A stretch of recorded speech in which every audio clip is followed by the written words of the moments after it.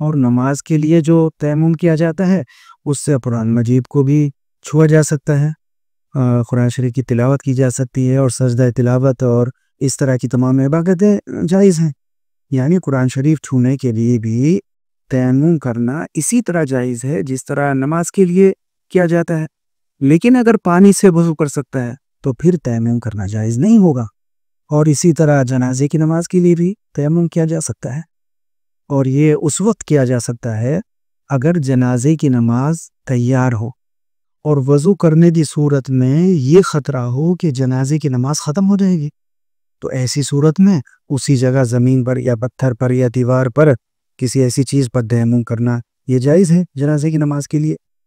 ایک تیمم سے جتنی چاہے نماز پڑھ سکتے ہیں جب تک وہ تیمم نہیں ٹوٹ جائے۔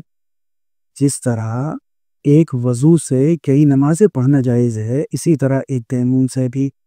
کئی نمازیں پڑھنا جائز ہے، چاہے وہ فرض نمازیں ہوں یا نفل نمازیں ہوں۔ ہر نماز کے لیے تیمم الگ سے کرنا یہ ضروری نہیں ہوتا ہے، اور تیمم ان چیزوں سے ٹوٹ جاتا ہے جن سے وضو ٹوٹتا ہے۔ اس کے علاوہ تیمم